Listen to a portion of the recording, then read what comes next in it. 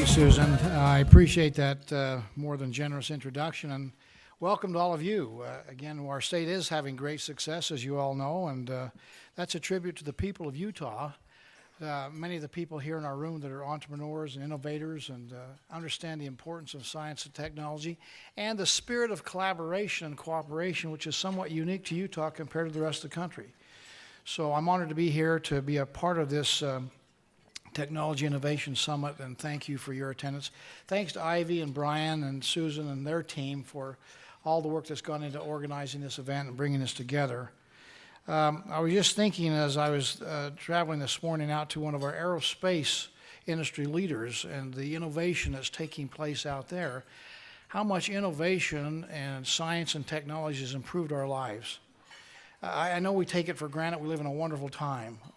There's probably no better time. My kids talk about, what was it like, Dad, in the good old days?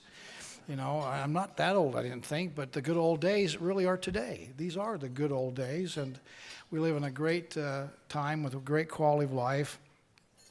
When you think about the innovations that's taken place in health and science, you know, 100 years ago plus, the average life expectancy was about 47 or 48 years of age. Today it's 80.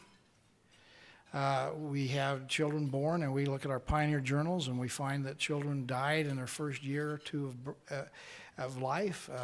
And 100 years ago it was like 1 in 10. Today it's 1 in 150. It's more unusual for now a mother to die in birth than it is for a child. So the advantages we have today in our lifestyle and our quality of life are pretty remarkable. When you think about transportation, you know, 100 years ago we had more horses than we had miles of road. And yet because of the ability of science and innovation and finding better ways for transportation, you know, we travel about 2.7 trillion miles a year. And our automobiles and, you know, train and plane travel is now safer than ever before. On average, if you're going to get killed in a plane crash, you'd have to take a commercial airline flight every day, and your odds are maybe in 21,000 years you might die in a commercial airplane crash. So think of the advancements we've had in our society and the quality of life we have. I would say it this way, that we have better lives, less drudgery, higher quality, better health, cleaner air, cleaner water. I mean, the list goes on because of innovation in science and technology, which has improved our lives dramatically. And that's what we're kind of celebrating here today, is the ability for Utah. And we've certainly been at the forefront in many different areas when it comes to, you think of our pioneer ancestors, agriculture, irrigation, that simple system which helped make the desert blossom as a rose here in the state of Utah. We had one of our early pioneers in transportation, Lester Wire, 1912, invented the first stoplight, and we've had congestion ever since, you know, I think. But again, the idea of somebody saying, hey, maybe we could do something better to control traffic at our intersections. We have smart city technologies now. We have autonomous systems. We're on the cutting edge of developing electric cars and buses. We can transport electricity through the air without any wire connection. You know, you think of advantages when we talk about wireless, think about our cell phones. We all remember when well, some of you young people don't remember this, but remember when we were attached to a wire, sometimes had to get an operator on the phone to help make the connection. I remember coming up to legislature, for you legislators, and we carried those, what do we call them, those big bricks. You know, that's what an innovation, you know, with this cell phone, you know, we had looked like a brick, it was so big. And today we have more power, computing power, access to information on our hip with our cell phone than is ever dreamed possible just 25 years ago. And we have instant communications around the world. We Snapchat and Skype, and we can send pictures and text and emails. And you can actually use it as a phone when you're not using it as a camera. I mean, that's just one little incident of something that we didn't have 25 years ago because of innovation, entrepreneurial spirit, and the ability to develop, as we say, the better mousetrap. Our aerospace, I mentioned that earlier, we have great things taking place with one-of-a-kind satellites being developed here in Utah, and our Space Dynamics Lab up in Logan. Solid rocket motors that NASA's used to, in fact, have manned space missions. again, developed here in the great old state of Utah. And now battery technology, which is certainly the new cutting edge for energy storage. And we, in fact, have an all-electric X-57 plane, again, one of NASA's projects, which we're beginning testing this year here in Utah. So again, we could go on and on. I'll just mention again, we have in our health and life sciences, again, we have so many different companies involved in the cutting edge here.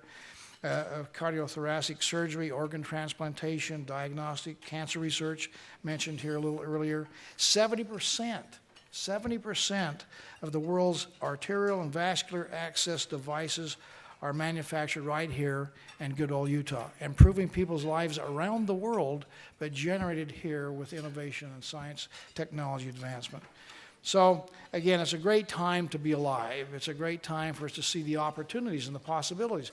Who knows what the next 20 to 25 years is going to produce? I expect something pretty remarkable, things that we're not even thinking about here today. So we have an opportunity, as part of Utah's DNA, which is really one of innovation and creative thinking and making sure that education and science and technology is a part of our culture. I think the future is very bright indeed. I'll just conclude by quoting Lieutenant General Lee K. Levy, who commands the Air Force Sustainment Center, and which includes Hill Air Force Base, who said this about Utah, having visited us and understands what we're doing here in this great state. He said, "In Utah, the spirit of innovation is alive and well." I think we'll see demonstrated here today, and we certainly congratulate our 4 award recipients here today for their innovation, for their creative spirit, for what they've been able to do to contribute to improve quality of life through science and technology advancements. Our challenge now really is to keep up. Again, the explosion that's taking place out there is real. It is a situation where you have to run just to keep up with the competition. We know that people like what they see in Utah and are wanting to replicate that, and that's a good thing for everybody. We're helping to raise the level of achievement for all the states and all this country and literally around the world. So we thank everybody who's been involved in that. I'm going to interrupt my remarks here and just make an announcement that is somewhat of a surprise to those, the lady that I'm going to mention here. One of the perks of being the governor is the ability, in fact, to get and draw the best information available. And we have great advisors, we have a great senior staff team, great agency heads, and again, the information given to me helps me, in fact, govern this great state. And Ivy Estabrook has been really at the head of that list in helping when it comes to science and technology. We've had in times past an official state science advisor, but that role has not been filled for a couple of years, and probably I haven't noticed it so much because Ivy's always been there to help give me information and tell us about what's the latest thing going on in the science arena and with technology, et cetera. And the U-STAR program has been something that's been started back on Governor Huntsman's watch, which continues till today. But I've decided that we need to have somebody who actually wears that hat officially and not unofficially, and so I'm pleased to announce that I'm naming Dr. Ivy Estabrook as the State Science Advisor, effective immediately. Ivy, where are you at? Stand up. So.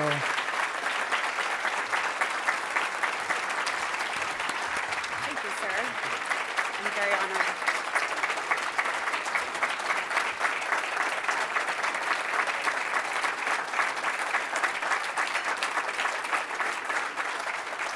With that kind of an ovation, you might be running for governor next.